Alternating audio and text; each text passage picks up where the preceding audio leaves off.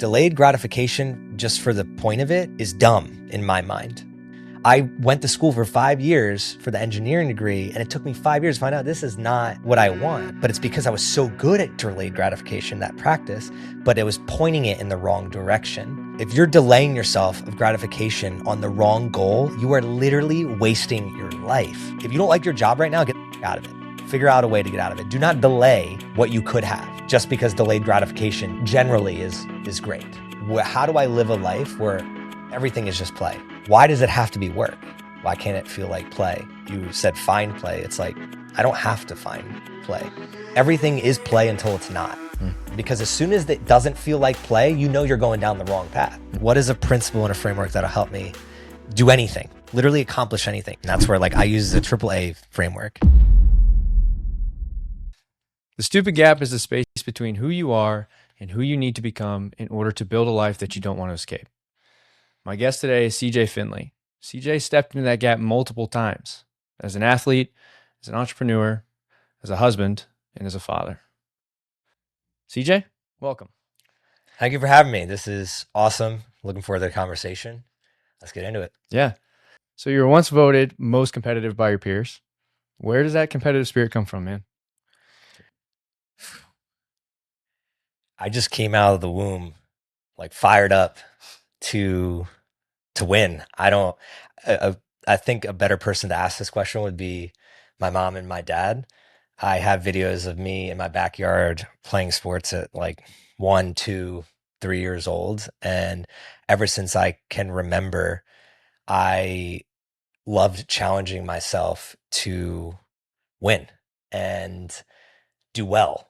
I think it was somewhat a form of dopamine. It gave me structure to my mind. Knowing myself now, I am very all over the place in a lot of ways. Entrepreneurship, athlete, everything you mentioned, it's a strength and it's a kryptonite. And when you think of sport and being competitive, usually there's a clear end goal. And for someone like me and my brain, that clear end goal, what it really means is you now have a path and a ladder towards achieving something, and I get the dopamine if I achieve it. It never really was about competing against other people or thinking of the competition. It was more so showing up every single day and climbing the ladder. And I was obsessed with that ever since I was a kid, very young. And then you mentioned being voted most competitive. That was in high school. You go from this transition of being young and you're playing sports because you want to hit the ball, you want to score the goal, you want to climb the ladder to feel something and get the end result. But then in high school, it did become a little bit more political, where it's I want to win because I want to be in the newspaper, or I want the spotlight, or I want the audience.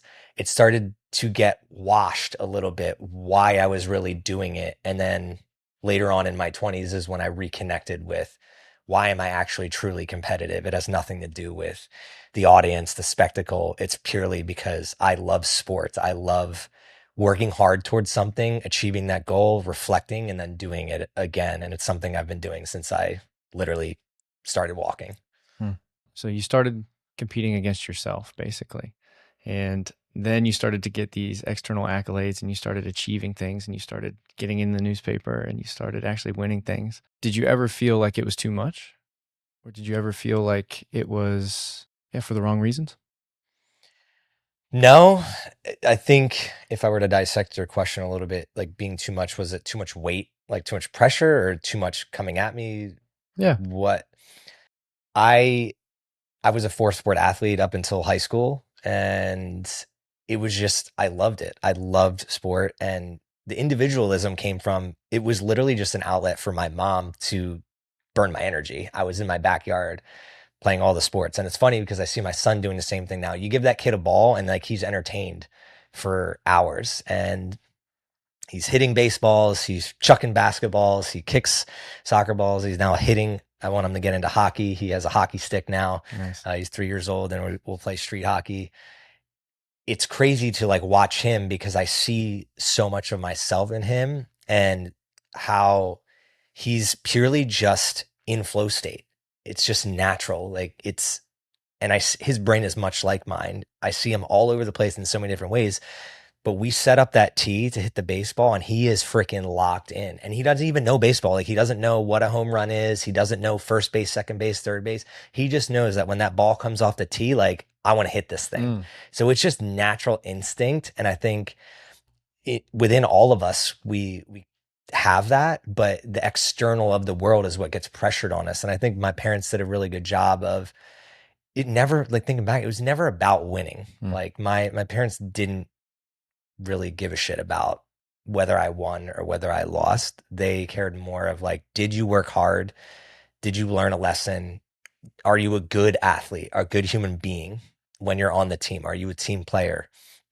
And it was always, that was the focus. So I think because of that and the natural environment that they gave me growing up, it never felt like too much, because I thoroughly just enjoyed competing. I didn't really give a shit whether I was winning, like, on paper. And the negative side of that is, when I look back and I reflect, like, I never became truly exceptional at anything because I didn't have, I would say, that killer's mentality, that Mamba mentality of, I will do whatever it takes to win. Because in the back of my mind, it was like, I won't do whatever it takes to win on paper, because I'm not going to, like, kill myself to try and get this goal.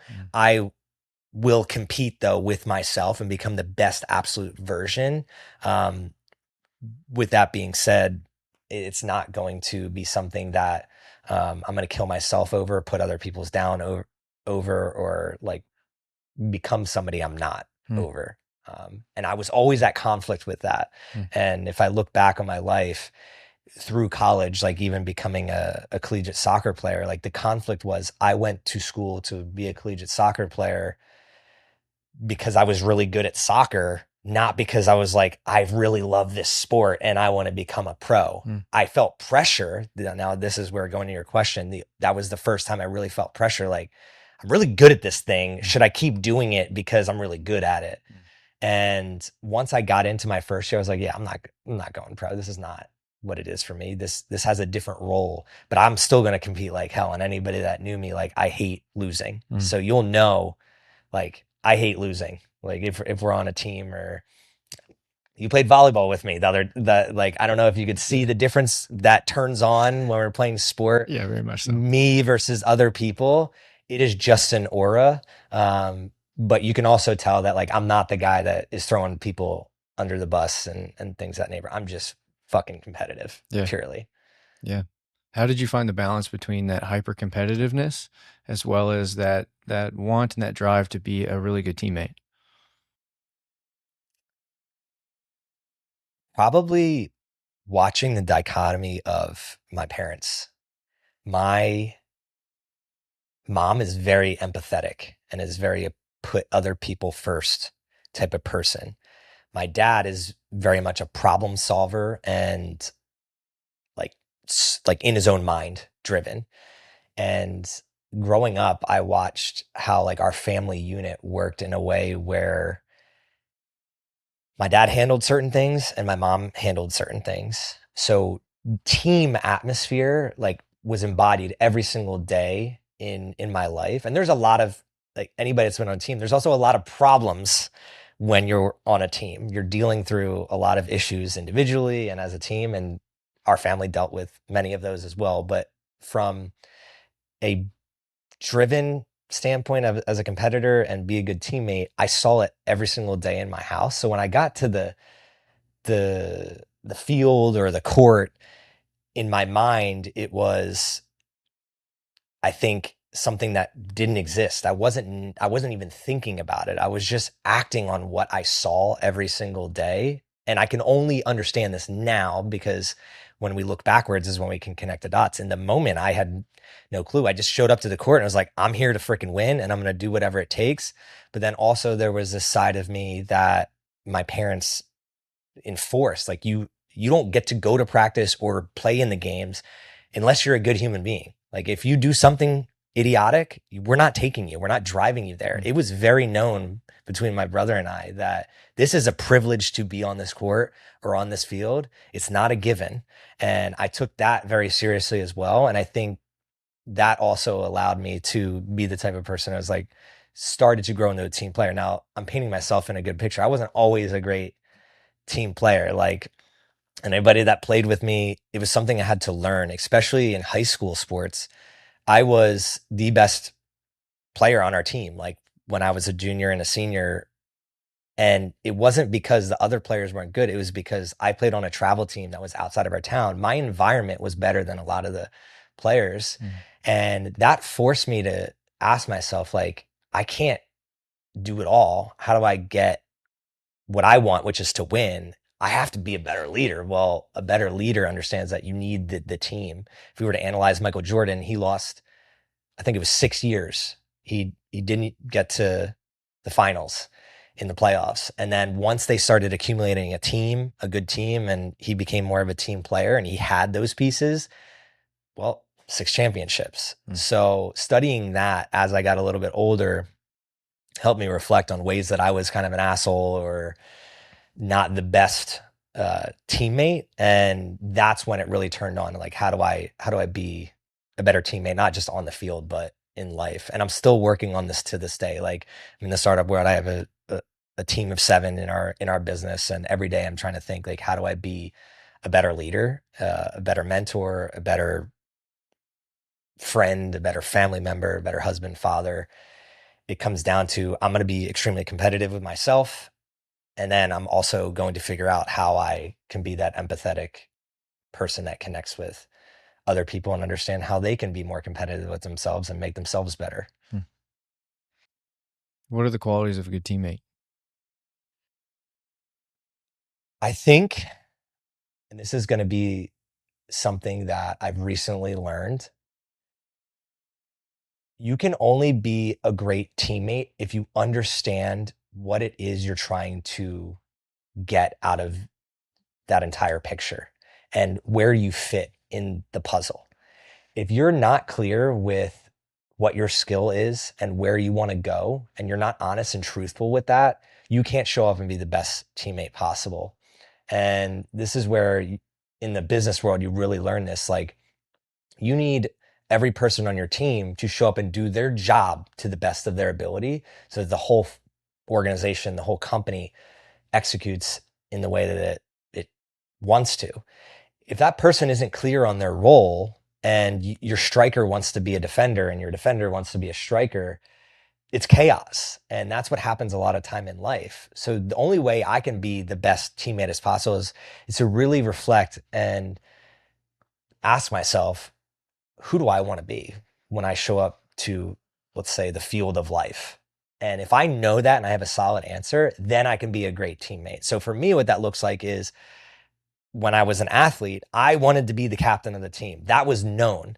Now, the cost of being the captain of the team is you show up early, you stay late, you get yelled at more than anybody on the field. And that's what a lot of people don't understand is like, I was the captain of our team and I got yelled at more than anybody else, but I could take the heat because in my mind, I'm like, I want to get yelled at. I want to be better. I want to be as best as I can possibly be. Now, someone else might be, I just want to be the sixth man. I just want to come off the bench and do a solid 15 minutes and do that to the best of my ability because I have other priorities in life that I really want to focus on. And if you both know that, it's going to be great. Now, if the bench player wants to be the captain, that's where the chaos ensues because the captain's like, you ain't going to be, you're never going to take my job. You don't want it. You don't do these things. There's disillusion there. And then if the captain doesn't understand what it costs to be the captain and he acts like a bench player, that also creates chaos because the bench player is all like, why is this dude the captain? He does not work as hard as us. And that's why I love sport because it's easy to see in sport when you're working in those teams. That's why they teach so many lessons. But when you get into real life, building businesses, being in the corporate world, it's way more gray.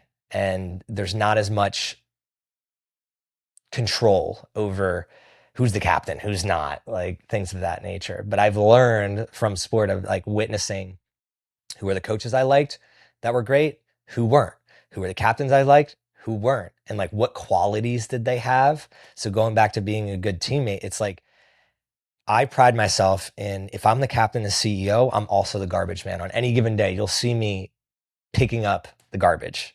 And I used to do that in practice, like at a sport level. And I do the same thing in business. Is like I'm not afraid to get my hands dirty. And that's thought out. That's purely thought out of, that's how I become a great teammate. Mm. Mm. What tools for like self-inquiry and uncovering those your natural tendencies as a human being? What tools do you have in order to make yourself a better teammate, a better leader, a better human being? And how do you show up better in life because of practicing those tools? I think there's too many to obviously say here on a podcast. I think the number one tool for anybody though is, who are you hanging around the most? The biggest tool that will change your life is if you are hanging around people that already live the life that you wish to achieve. And if you just watch their actions on a daily basis, it will force you to reflect and be like, yeah, I'm not working hard enough, or I am not disciplined enough, or there's this one little trick that they're doing that I never even thought of. And if you're alone in your own room and you can't see any of that, it's going to be a big uphill battle versus the person that's like, you know what, I'm going to lower my ego and I'm going to put myself in rooms of people that seem to have it figured out more so than I do. And that, what I would say, is the number one tool for anybody. And that's what changed my life. Like I literally moved from a small town in New Jersey, started off by going to Nashville, Tennessee, then Houston, now here in Austin. And those environments where I didn't know anybody and I was forced to put myself in uncomfortable situations, meaning like I didn't know anybody, I had to put myself out there. It's very uncomfortable for people. It changed the course and trajectory of my life because I got to hang around people that are multimillionaires and they are fitter at 50 years old than some of my 25-year-old friends are. It changed my whole perception on what life could be for myself. And then the other tools come in. So if you hang around people that are already doing the thing that you want to be doing, the tools that they are using to get what you want, they will be bestowed upon you purely just by focusing on the number one aspect, which is changing your environment. Hmm. Yeah, but also, I mean, in changing your environment, you have to be open to receive. And so you mentioned dropping your ego, and that can be difficult for a lot of people. I mean, I've battled my ego my whole life. So what tools and mechanisms do you have, I guess, for setting aside your ego, especially with your hyper competitive nature? You know, the want and the will to be a leader, a lot of that is built on a sense of capability that you can do it. I can do it. I can hold this. So how do you balance ego with the receptive nature of being a learner? At the start, you don't. You hold on to your ego and then you start losing. And that's where you learn more from your losses than you do your wins. If you stay within your ego, you're going to keep losing and you're going to wake up and be like, I haven't really gotten what I want. And you're going to get beat down over and over and over again. And insanity is doing the same thing over and over again and expecting a different result. And that's how most people, including myself when I was younger, went through life. I wanted certain things and I would keep doing the bad habits, not getting the thing that I wanted, and then saying, well, why am I not getting the thing? And eventually it's like you get hit with a rock and you're just like, well, I'm not getting the thing because I'm not willing to change. And most people are not willing to change because change sucks. It's uncomfortable. You'll get made fun of. People will distance themselves from you. Many times people you love or thought you loved, there's things that start happening and it creates internal conflict. And that internal conflict is really where your ego takes a beating. You start changing in little ways. 1% better is a phrase that I say to myself all the time. And for me, it really just came down to an understanding of, I think this is where systems engineering, like going to school, like my background in engineering, I understand like to build the bridge, the first thing you do isn't start building. That's going to build a very shitty bridge. You have to like map out like what's under the ground and there's certain systems that go into place. So once I started thinking more of the systems mindset when I went through college, I was like, oh, there's a blueprint to pretty much everything out there that I want, because I'm not trying to go to Mars. Like, I'm not trying to do what hasn't been done yet. Most of the things I want to achieve in my life have already been done by somebody. So there's a blueprint out there. I'd be naive not to seek that blueprint and implement my own special sauce into that blueprint for sure. But I'm not going to sit here and think that I know everything or that I have all the answers. The more that I age, the more I realize I don't know shit. And systems are really what help people start to uncover what they don't know, and as well as uncover the fact that other people already have done what they're trying to do. I'm going to either pick up the phone and call that person, and I'm going to email them. I'm going to put myself out there and do the uncomfortable, because it's more uncomfortable for me to not get what I want. Like, me to sit here and be like, these are the things that I want to achieve in life, and not do something about it is more uncomfortable than doing the thing. And once somebody gets to that point, now the question that I come up with when I talk through this, and I've talked about this on other podcasts, is it possible to change without the pain being enough? That's the real question.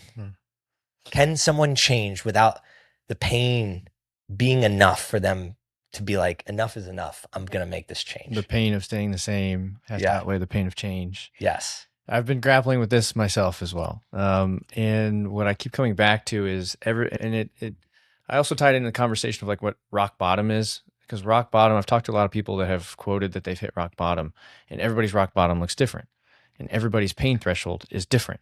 And I think that it depends a lot on your environment when you were a child. At least this is my own bro science version of it, right? It's like your environment when you were a kid, whether if it was painful or not, I think really dictates how much pain you're able to take in life moving forward. And not to say that you blame it on your parents or you blame your life or whatever, blah, blah, blah. But I think that how your brain is raised and wired during your early years is really what sets your pain threshold throughout life as to like what you will tolerate in your life. And I think that has a lot to do with it. Because that's something I've been thinking about too, is like, tolerate is a good word. Yeah. Like, ever since I was younger, I will not tolerate, you go back to competitiveness. Where I really butted heads with people is people that were not competitive. If you're on my team, you want to win or you get off my team. Period. I could deal with if you sucked, like if your skills were not there, but you busted ass, and I could tell, man, we were best friends. And it's been like that my whole life. But it's like that tolerate word goes back to even myself. Like, it's almost like I'm on fire if I'm not improving. That, I don't know if it's a genetic. I don't know if it's like where it comes from, because in my family, I'm somewhat of a black sheep. It just, I feel stagnant, and that I will not tolerate. If I'm stagnant, I just can't tolerate that. It's like, that is a worse pain than the business failing or me getting hurt or anything. It's the pain of stagnation is just intolerable. I think, though, this is where Thrive on Life comes in. Ever since I was a kid, like, I've had a zest for life. I think like living in and of itself, I've lived in color my whole life, even though I'm colorblind. Fun fact. And when you live in color and you see what's possible. Real quick, what does that mean to you? Live in color. Live in color. It's just like, here's a good example. And I hate this. If you go on the street right now, most of the color of the cars now are all black, gray, white. And I love black on black. And you're wearing black right now. So, and I'm wearing black. There's nothing wrong with it, but there's no color left. It's all gray. You go to cities, it's all gray. This is why I really want to travel the world, go to Europe, go to Asia. It's like, it's more colorful over there. But even in a boring little town that I grew up in, like, I'd get on my bike, and like my friends and I would ride into the woods, and we'd pretend like we were like conquering some nation. Like, that's living in color. You do it naturally as a kid. You have this imagination. Now adults lose it. And that's where the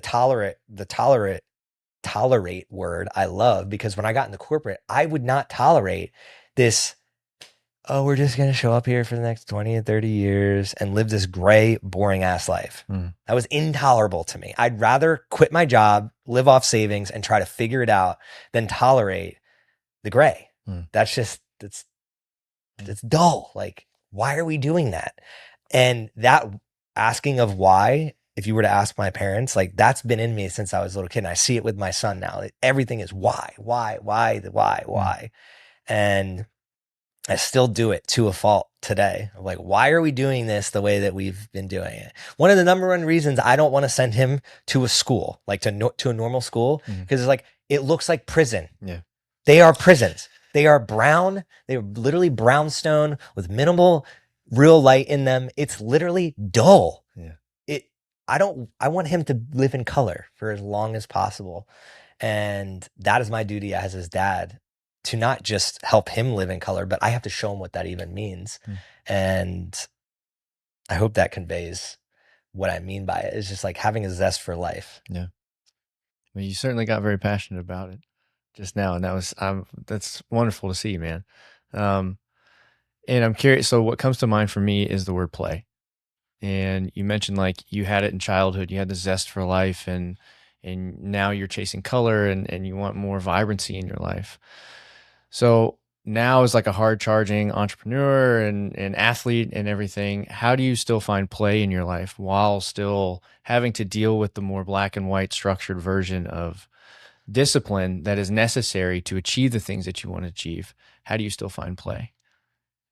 I think the question find play is an interesting one. Do you find play, or do you just play?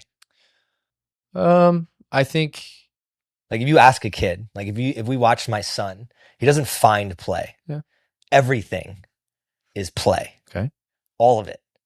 Whatever we're doing, whether it's riding a bike, whether it's eating breakfast, whether it's sitting on the couch, it's all play to him.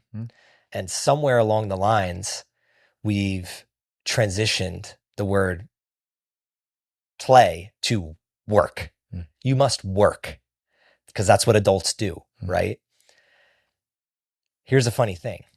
The people that get paid most for what they do play sports. They play every single day.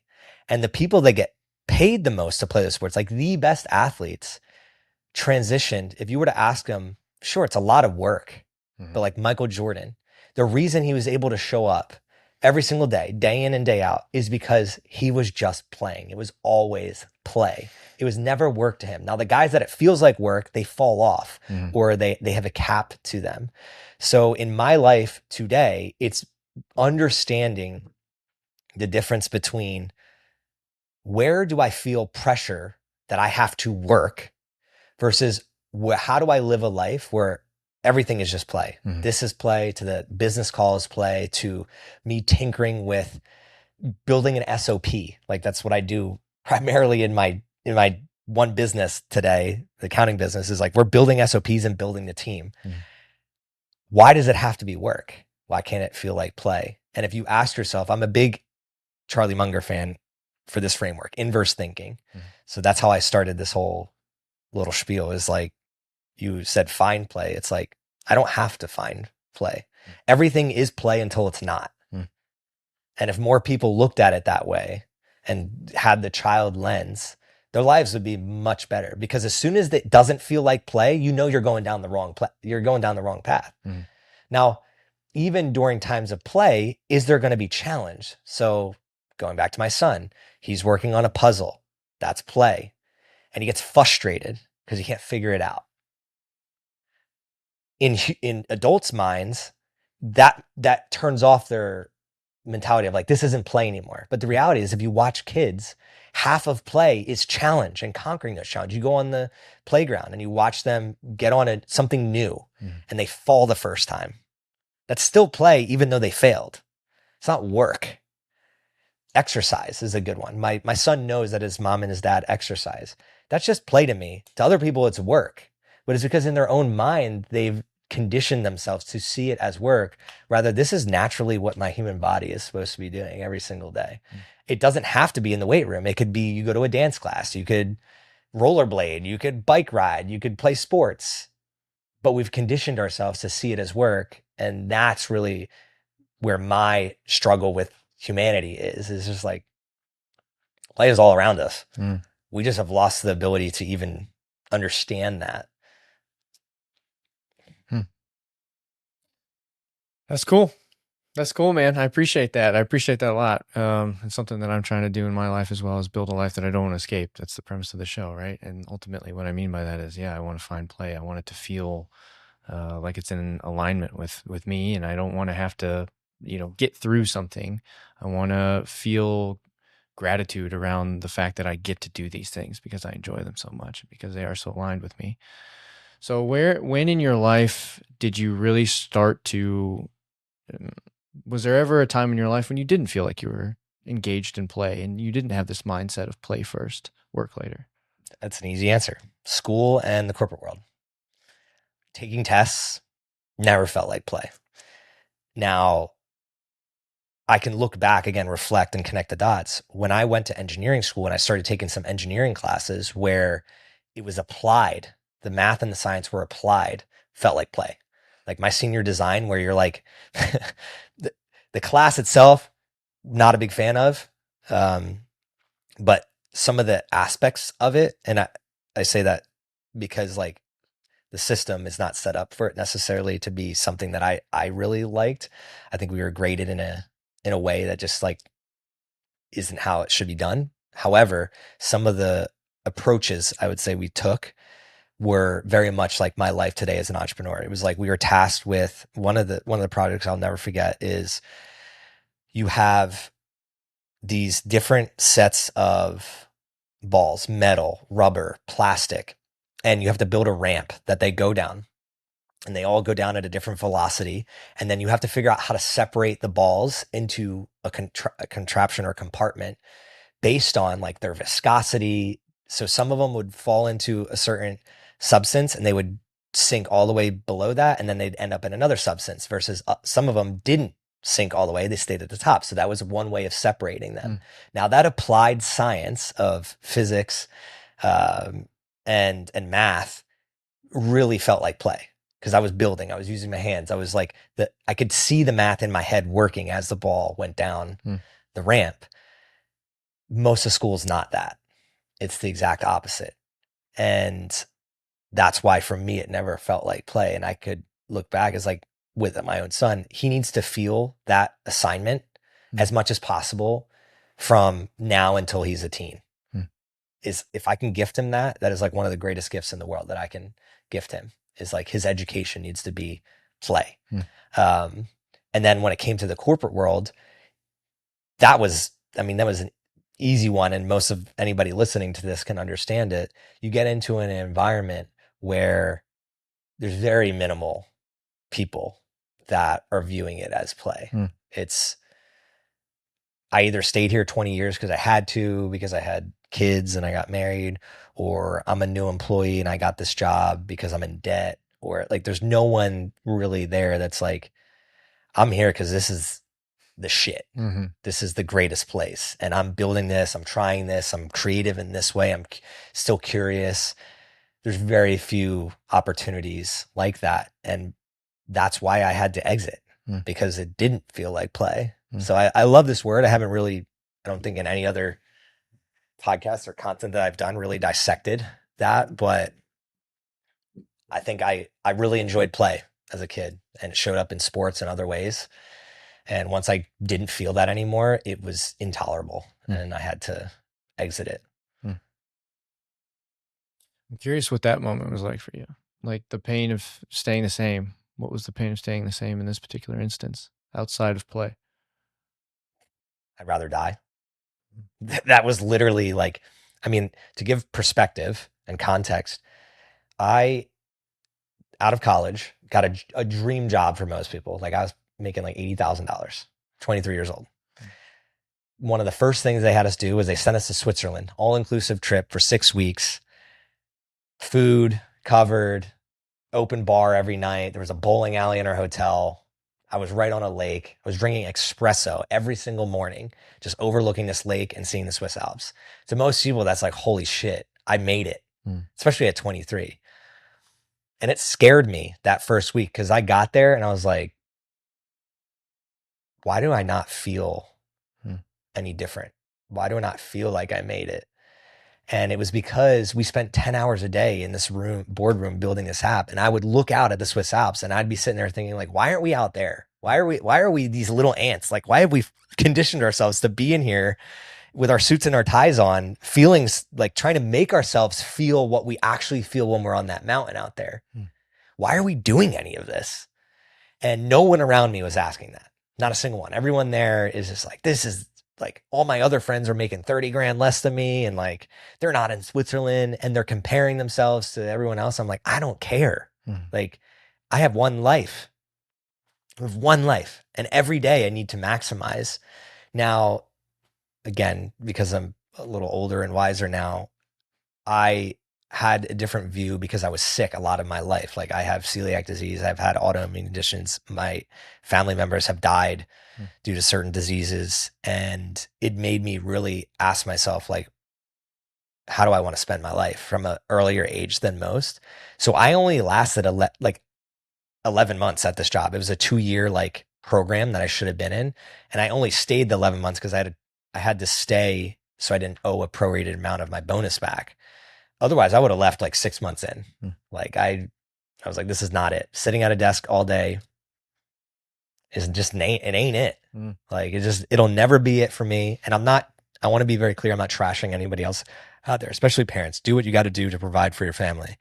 I understand that.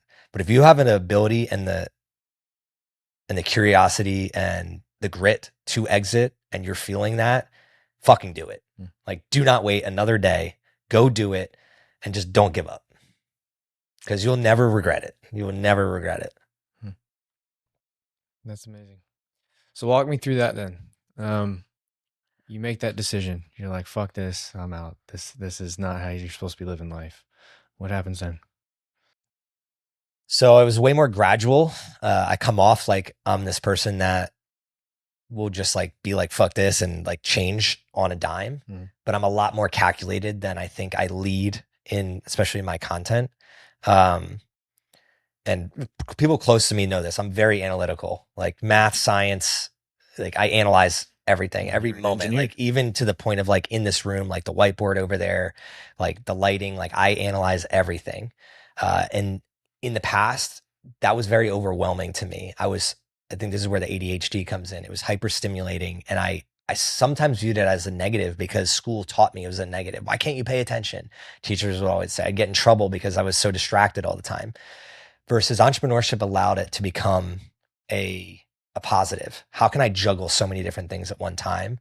And that's where I think if I dissect my life even further, because I played sports and got the engineering degree and I had a lot on my plate from a very young age, when I got to the corporate world, it wasn't enough. It also wasn't enough to satiate me. So I was in there and I was just like, yeah, this 9 to 5, like I'm used to going 14, 16-hour days or more.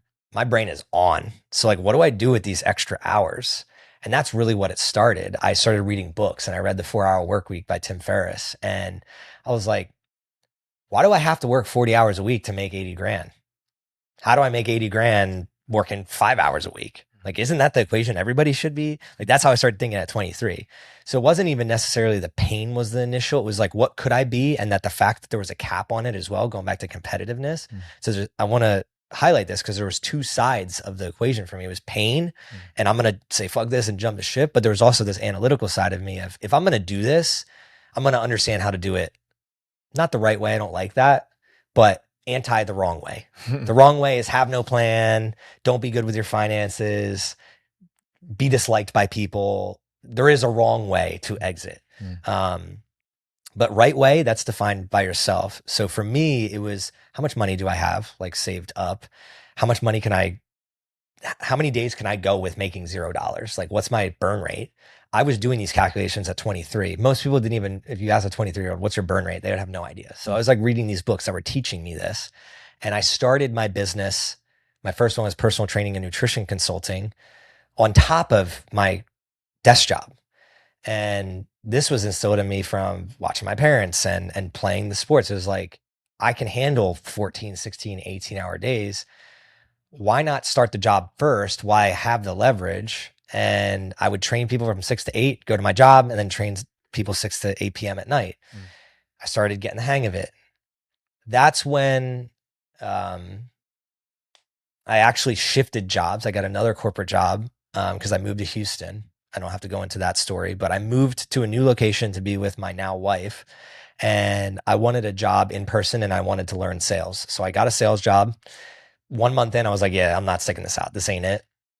But I'm going to stick out the training and learn it. And then I'm really going to set myself up to figure out what the next leap is. And the needle, what's the saying? What broke the camel's back? The straw. The straw that broke the camel's back, not the needle. Needle and haystack is what I was thinking of. The straw that broke the camel's back, unfortunately, was my grandfather died. And I went to that funeral and I saw a couple other family members there that were in their mid 50s at the time. And I asked myself, like, is this what I want? Like, these are the people that genetically are connected to me, and none of them live a life that I want. That is an interesting thing to witness in your early 20s. So if none of them are what I want, what's the opposite of what they did? And then I started saying, oh, none of them own a business. None of them own their time. That is the number one thing that all these people have in common. Their time was all based on somebody else telling them what they could do, when they can do it, and how they can do it. I got to go the opposite path. So I think that funeral was in October, November. January 2nd is when I quit my job. I went all in on that personal training business and nutrition, knowing that wasn't going to be my business for the next 10 years. I think this is very valuable for anybody listening. The first thing you start, you can go into it being like, I'm just doing this as a bridge. That was my bridge. It paid my bills. And the reason I did personal training and nutrition consulting, I was an athlete. I always stayed in the gym. People asked me, hey, can you train me? It was an easy through line right there. I also, instead of being scarcity minded, like a lot of people are when they jump ship, I decided I'm going to invest. So I invested $500 a month in a place called Station Houston, and I would go hang around, going back to environment. I was going to hang around VCs, entrepreneurs, people building apps, and just learn the game. I'm going to pay tuition for the next 4 years, just like in college. Most entrepreneurs don't view it like that. They want to win. They want the $1 million the year one. I was very in tune with, I don't deserve $1 million, $10 million, $20 million until I fucking earn it. And that takes time. Just like college, people will drop $100,000 to get a piece of paper, but they won't put $100,000 into a business that pays them the rest of their life. That is crazy to me. So if you're listening to this, if you're not willing to invest in a business like we're able to invest in a paper, that's where you first start in your mind. It's like, why do I have this conflict? I never had that conflict. It was like, okay, I'm going to invest this $500 a month so I get access to these people. And then it was just a snowball effect. You start hanging around other entrepreneurs, you learn technologies, learn tools, just like you mentioned earlier on this. And before you know it, years go by and you're like, holy crap, my life is so much different than 10 years ago. Most people that knew me in high school or in my young 20s, like, they have no idea who I am now. And then the people that see me now have no idea that there was this other version of me that was completely different and trying to figure it out. Because I'll come off on here like I have it figured out. Now, what I don't have figured out is how I get to the 10 million, the 20 million, but I figured out certain levels, just like in Mario. I'll get to a level and then fail, and then I have to go back, and then I get to another level and then fail and go back. And that's the game of entrepreneurship. The more levels that you get up, the harder it gets. It doesn't get easier, right? But if you're a competitive person, that is the fun. It's more intolerable, just like we were saying, to not have levels. Or worse, the levels are capped. Can you imagine playing the same game over and over again? There's only 10 levels. You get to level 10, you got to start back at level 1. You just do it over and over again. Some people like that. If you're an entrepreneur, if you're a true entrepreneur, you hate that. I want there to be infinite levels. And that's how you really dissect whether this game is for you or if it's not. If you like uncertainty and infinite levels, because in the story in your mind is like, oh, there's going to be novel every day. There's going to be things that I'm going to be challenged with every day. That's life, baby. That's living. Yeah, I mean, there at the end, you touched on a couple of things, which is like the infinite game, and it's like I think it's Hormozy that talks about it. That is Simon like, Sinek, Infinite that's Game, the but infinite game, yeah, but Hormozy talks about this next part, which is the goal of the game is not to win; it's to keep playing. It's to keep playing the game. It's because you just enjoy playing the game for the love of the game, and that's where play comes into, this whole concept of play. And as long as you're on that right path. But I guess I'm curious, what advice would you have for people that are thinking about stepping into the world of entrepreneurship, and they're thinking about this infinite game, and they're like, this sounds like something that I want to do, but they maybe don't have the presence of mind or the skills that you had to spot the opportunities? What advice would you give to someone in order to start looking for those opportunities in life that sets you up for success? I think you've asked some really good questions. Go back to when you're a kid and what felt like play. So if you have listened to this point, thank you for getting to this point.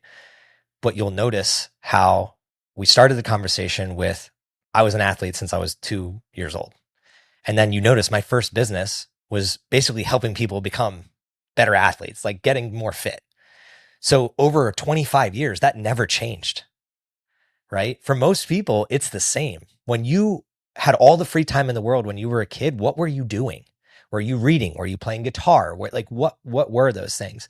Now, it doesn't have to be that exact thing, but I almost guarantee it's going to be adjacent to whatever that is. There's going to be something that sparks in your mind of like, oh, I really like this thing as a kid. And then you go on AI or on the internet and you like start researching, you're going to find opportunities within those spaces. The next phase of that is just volume. Like you got to do stuff. Hormozy talks about this all the time. It's like, do shit, document the stuff, do more shit.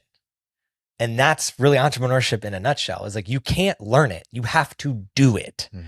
Now, sure, there's ways to progress quicker, especially if you have capital. If you have capital, you can go into some very, what I would say, high-end environments. And I don't mean high-end as luxury. I mean high-end in knowledge, where people are going to help you go from step 0 to 10 pretty quickly. If you have the capital, do that. And this is an interesting thing where there's a lot of people out there that have enough capital to do that and they hold themselves back, and it kills me. I hang around a lot of them in Austin. It's like people with corporate jobs.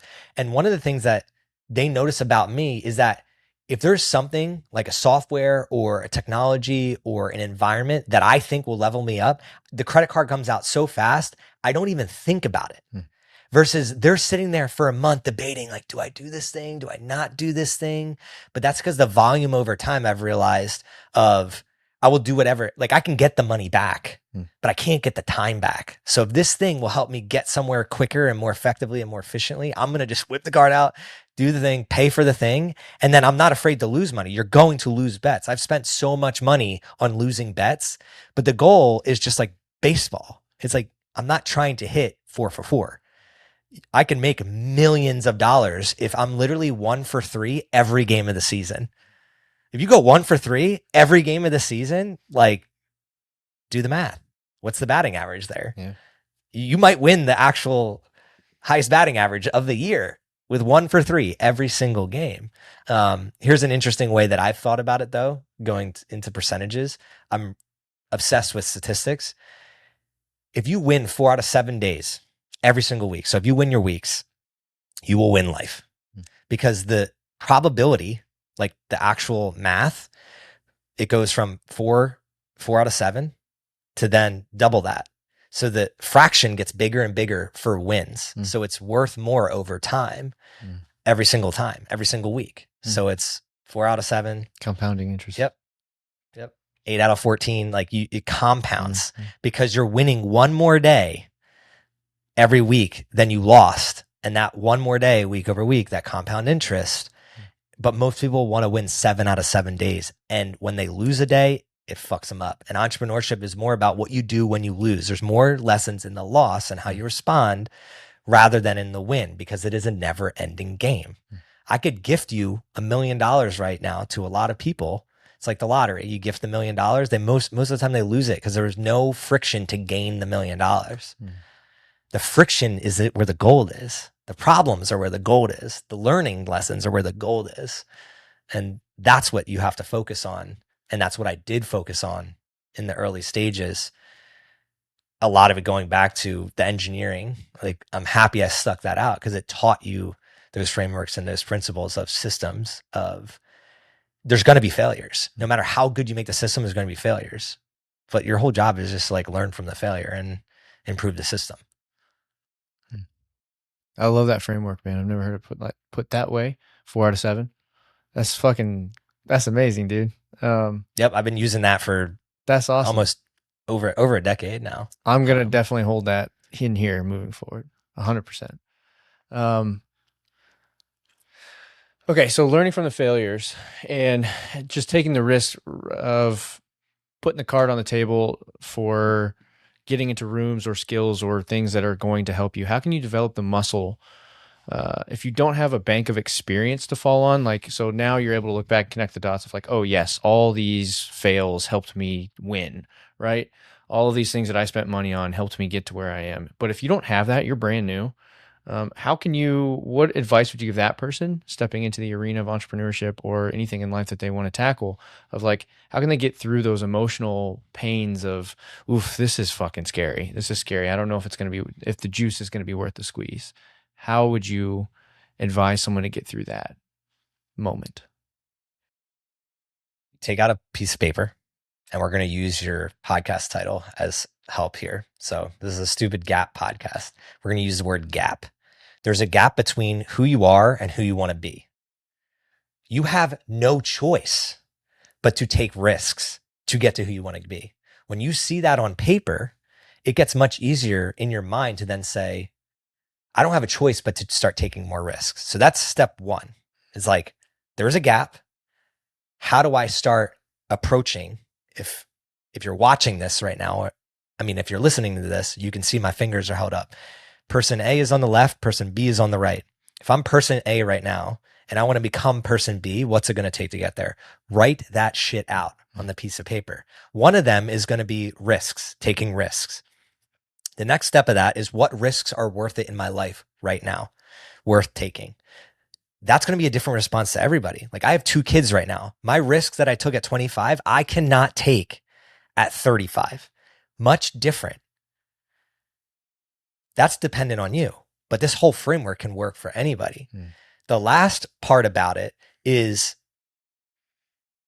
I love this movie. Al Pacino, Any Given Sunday.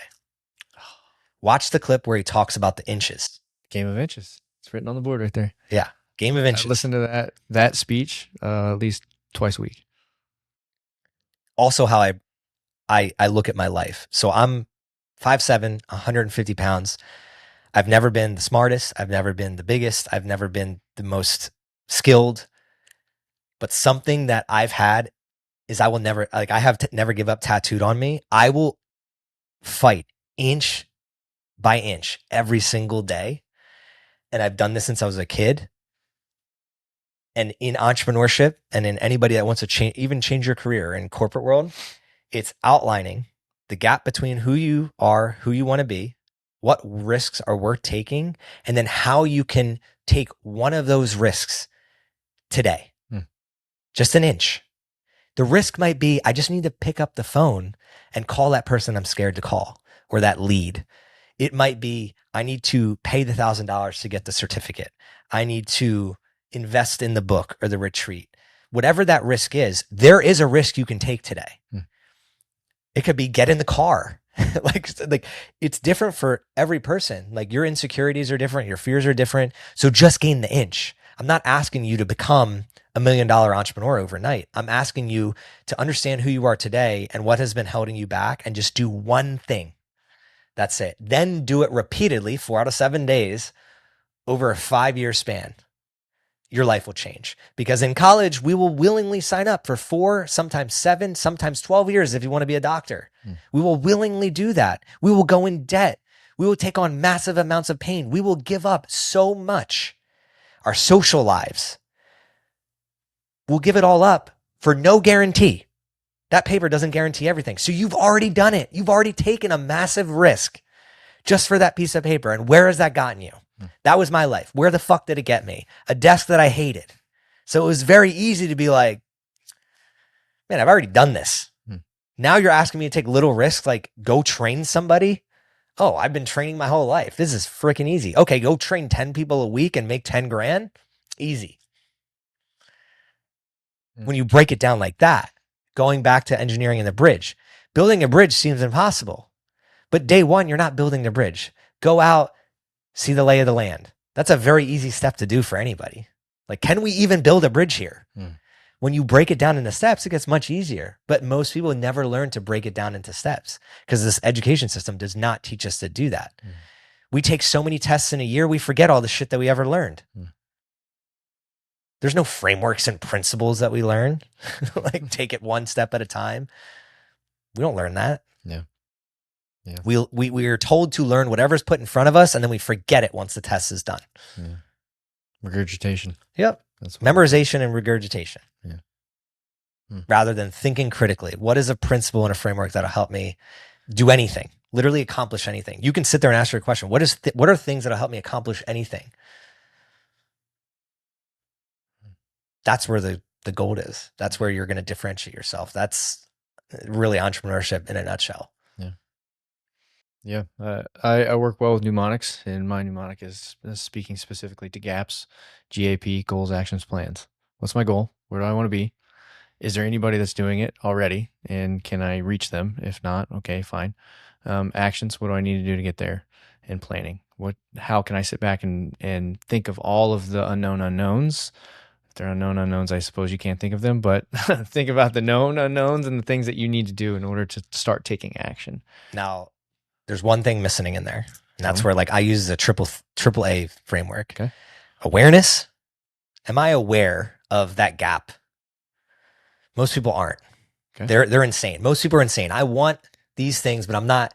I'm doing the same thing over and over again, expecting to get something different. That's insanity. You have to be aware. Like, where are you failing? Where do you suck? It's okay to acknowledge that. Again, where school fails. Like, we hate, like, when we're kids, we get bullied for getting bad on scores on tests. It's like, no, we should be like, you got a 70? Who fuck cares? Why did you get the 70? Let's analyze that. Oh, you didn't study enough, or you didn't do this, or you didn't do that. It's like, let's make it acceptable to fail. Be aware. The next is actions. So you have that in the gap. What actions do I need to take? But the thing that you're missing is accountability. And that's not part of that gap framework, but it's very strong in other frameworks that I have. But most people can become aware pretty quickly. Like, if you sat down with a therapist, you'd probably open up about the problems they're having and the failures. And then the actions, most people know the answers to their solutions. They just suck at holding themselves accountable. And they won't pay to have somebody else hold themselves accountable. The best people in the world surround themselves with other people that are great, because those great people will be like, you fucking suck today, Ryan. Why? And then Ryan's like, yeah, you're right, I did. Here's what I can do better tomorrow. And I want you, CJ, to hold me accountable to making sure that I show up as the best version of myself tomorrow. You do that, the limitless game becomes much more achievable. But most people refuse accountability. They try to hide. It's just human nature. It's uncomfortable. Like, it's human nature. I'm going to do the least amount of work and get the most amount of reward. Yeah. What mechanisms for personal accountability do you have? I mean, outside of like getting coaching or leaning on someone else, what mechanisms do you have for internal accountability? Or has that always just been something that's been innate inside of you? I think it goes back to your gap. Like, know the goal. If you know the goal, it's a lot easier to, and most people don't know the goal. And I say most people, I want to clarify on here. Most people listening to this are probably doing everything that we're saying in some capacity. But if we were to look at the majority that go through the systems that most of us did, public education, you go and get your degree, you're unhappy with your life. The people that are in that scenario, the real gap is they don't really know what they want. They don't truly know, because there's few of us that are like, I don't care what it is that you want. It could literally be anything. You want to be a vet. You can want to be an astronaut. You can want to be a garbage man. I will respect no matter what your answer is. I will be your friend. I will help you achieve it. They don't have anybody in their life that's like that, because they'll immediately get judged. Like, oh, you want to be that? Why? Like when I quit engineering and sales, like the suit and tie to be a personal trainer, people were like, what are you doing? When in reality, I was making a much greater impact on people, helping them become better versions of themselves. It was way more fulfilling.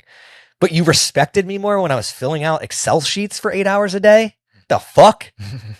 Like, it's so reversed. Like we live in insanity, right? And when you label it that, people are like, yeah, this is freaking insane. Why do people respect me more just because I sit at a computer all day versus like, you were a fireman, dude? That is incredible. Like being of service is incredible. Being a teacher, why do teachers get paid the least amount? That is insane. It's insanity. And we wonder why we have so many problems in the world. Well, there's no incentive for great people to become teachers, to guide humans in this limitless world. So it's, if you know the goal, it's a lot easier to reverse engineer down. So freaking start there. I knew my goal is what I said. I saw all my family that I did not look up to. Love them, don't look up to them. They didn't have time freedom. So what was the only thing that was going to get me that? There's very few options. So if you know that's the goal, the only way to do that is entrepreneurship. I got to do entrepreneurship at whatever cost. Easiest barrier to entry, personal training. That's where it started. And then the snowball effect. So the person listening to this, if you know your goal, much easier. If you don't know their goal, that's where I guess the next question has to be, how does someone find their goal? That is a much tougher. Well, we also didn't really unpack like what mechanisms for personal accountability you have as well. So if you understand your goal and your purpose for that goal, I understand my purpose of wanting the time, because now that I have kids, I knew 10 years ago, even when I was going to have kids, I want to spend more time with my family. I want to travel. I want to learn new things. I want to do what I want, when I want, with who I want. I know the why behind that. The mechanism of how do you remain accountable to that, that is not something that I can prescribe, because again, it's different per person. There's a lot of people that wake up at noon and are successful people. There's a lot of people on social media that'll tell you have to wake up at 5 a.m. to be that successful person, when that's false. I can't prescribe what it is unless I know that goal. Now, there's some general basics that if you're a healthy and happy human being, you're probably going to be a more accountable and disciplined human being. So start with your health. If you are sick, men have a million problems until they only have one, and that's their health, and women too. So if you are sick or you are ill, start there. Like fix yourself first, mentally, physically, spiritually, start there. Then after that, simple frameworks are write down.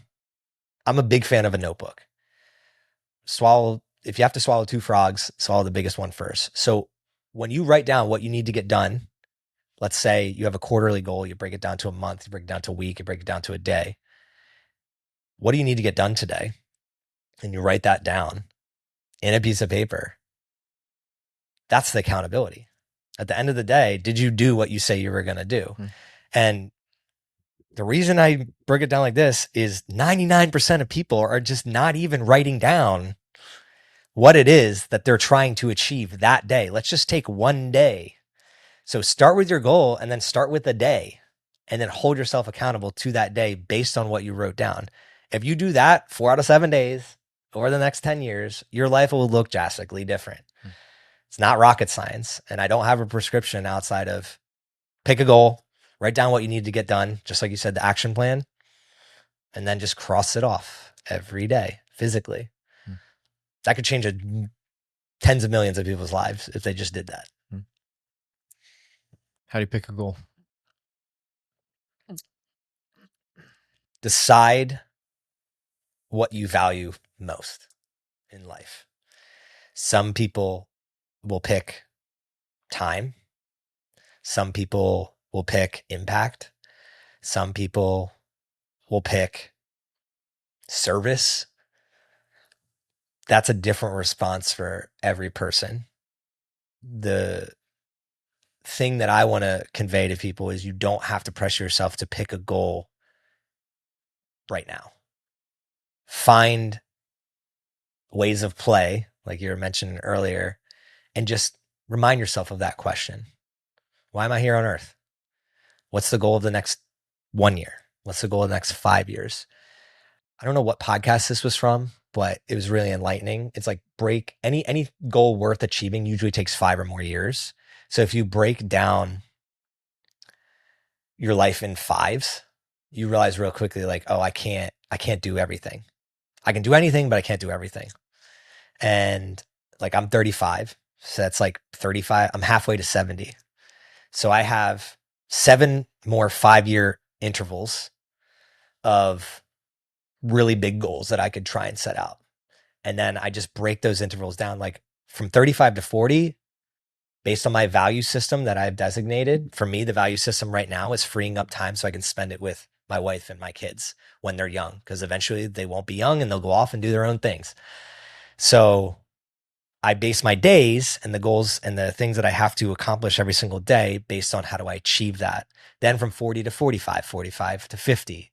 That's how I view it. Again, not a prescription, just a method that I know could help a lot of other people out there, because once you start breaking it down into the fives, like when I'm 50, I know my age is greater than 35. There's going to be certain pains and nuances that I'm going to have to deal with as a 50-year-old that I'm not dealing with now as a 35. If I can become aware of them, going back to awareness, action, accountability, I can know the action plans in the future. And then I reverse that down now of like, what must I do at 35 that I won't have the opportunity to do at 50? Because at 50, the thing that I'll really want is, how do I pay money to be 35 again? Well, that's impossible. So when you think like that, you then are okay saying, you know what? I don't need to do this thing for the next 5, 10, 20 years. I'll give you an example. This is how my mind works. I want to learn how to box. I want to learn how to shoot a bow. I want to learn how to do jujitsu. I want to climb mountains. There's so many things I want to do. Now, I have to train for them. I have to get coached to do them. I have to find time blocks to make those wants happen. It's okay to be like, you know what? Like this one I'm going to put when I'm 55 years old. Most people, because they have all these wants, they end up doing a lot.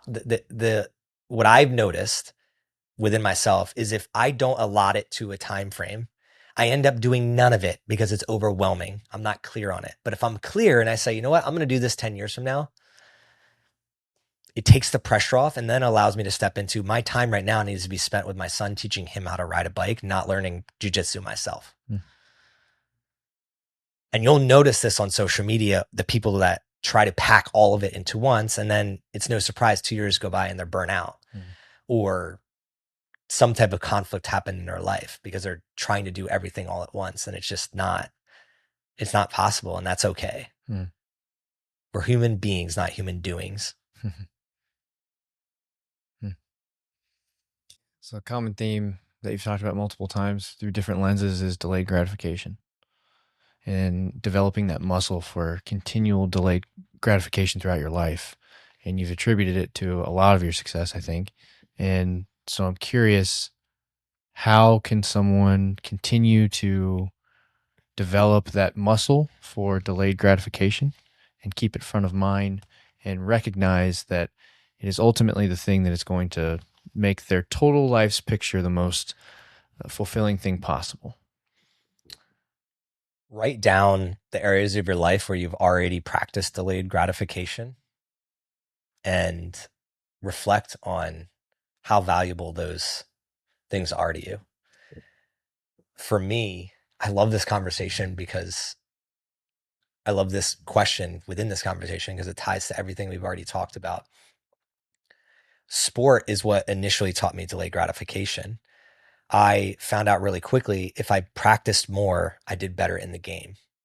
But we only played once a week, but I could practice 5 or 6 days a week, or I could practice 1 day a week. So it showed me that if I put more hours in, the gratification came when I scored the goal in the game. My team won, and I was a happy camper. That then bled into my personal life. My wife, who I've known since we were 10 years old, I chased her for many years, and I asked her out multiple times and she said no. That didn't stop me. I continued to show up. I continued to improve. And when the timing was right, we started our relationship in 2015. That helped me in entrepreneurship because I was like, man, it took me a decade to figure myself out and improve and get the thing that I most wanted in life. And that was a partner that inspired me to be the best version of myself. She is ultimately what helped me get to where I am now and who will determine on where I get to in my life. Us together is very powerful. But that helped me in entrepreneurship because that taught me I don't got to win year one. It's when I get rejected in entrepreneurship, I just got to keep showing up, and that delayed gratification. So for anybody out there, we've all practiced it in some capacity, no matter who you are or where you're at in your journey.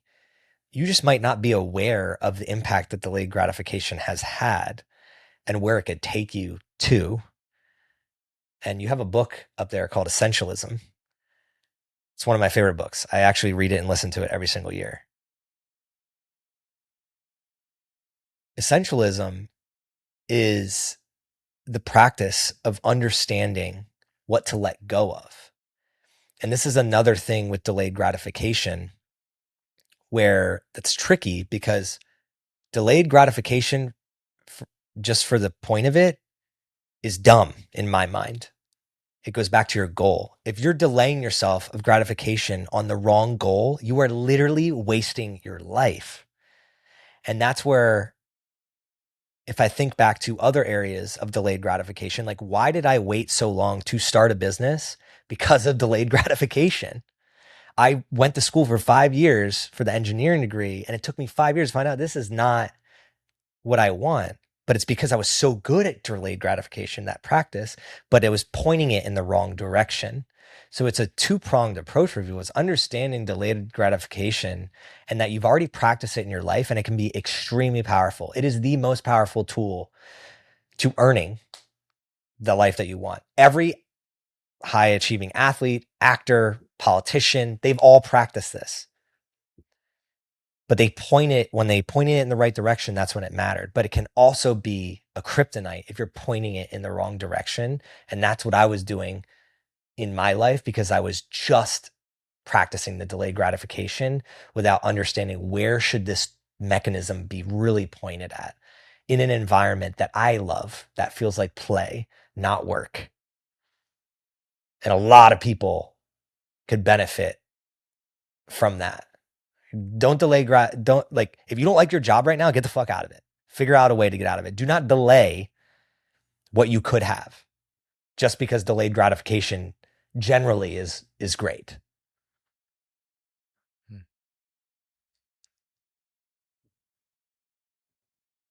CJ, thank you. You've dropped so much wisdom here, and uh, many things that we've talked about here, I know 100% I will carry with me, and it will ultimately make me better in everything that I'm pursuing right now.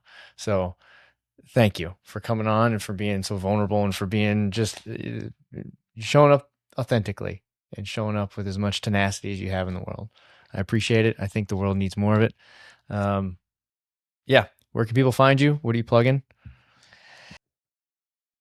Before I say that, just thanks for every podcast I get on is just, uh, it's amazing. So I appreciate you, not just for bringing me on, but the amount of work that you put in and are helping other people spotlight their stories and conversations and methods and tools and the gap, filling that gap. It's incredible. And I want to be in your corner to tell you, just keep going, man. Just keep going, keep plugging away. And if there's anything I can do to help, let me know. For people out there that listen this far, appreciate you and everything you got going in your life. Please connect with me. Easiest way is at cj.finley on Instagram. Send me a DM. I will fire back with a video or an audio. That's how I roll. I'm pretty good at answering everybody that comes through the grapevine. So just find me there. And then that way, if there's anything else you have questions on and other things that I'm working on, happy to share everything that I've gone through and that I know.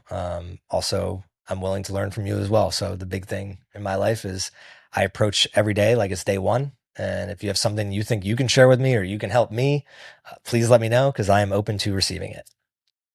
Awesome.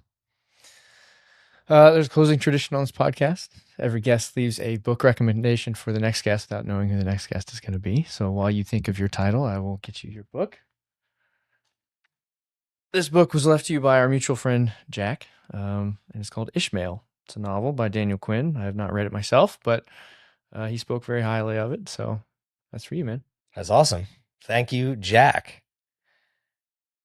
Look forward to diving in. Just for the people out there, it is, I don't know, it doesn't actually, yeah, I don't have anything to, it doesn't really tell you. It's like a mystery of what it is. I just have a New York Times thing. Yeah. So begins Ishmael. Thank you. Yeah, man. What's your title? Oh, Anatomy of Peace by Arbinger Institute. Okay. Why?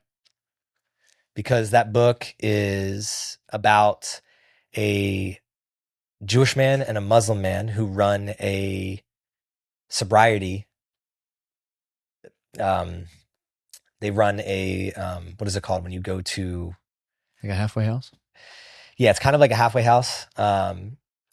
And the premise of the book is you have recovering addicts that get sent to this environment, and the parents come together thinking that the kid, their child, is the problem. And the whole story is around the Jewish man and Muslim man get the parents to reflect on where the parents created an environment that caused the result, and reflecting on that and healing the bond between parent and child.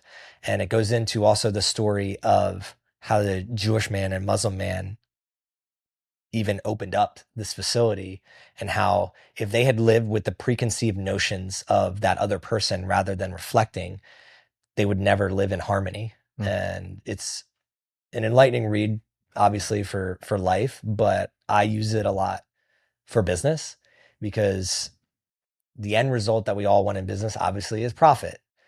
But you have all these different individuals who have different beliefs that are working towards a similar goal. And the more that you can understand that other person and how you impact their life, the more likely you are to live a better life. Yes, get the profit, but more so be empathetic to the problems that other people are going through that most people are just blind to.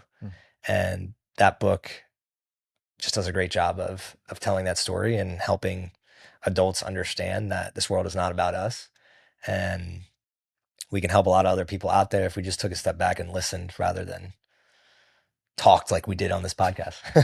There's a lot of listening to. Oh yeah. Awesome, man. All right, sweet. Well, again, man, thank you for coming on. I appreciate you. Heck yeah. Look forward to next time. Heck yeah, man. Boom, dude. Yeah. Dude, man. Oh.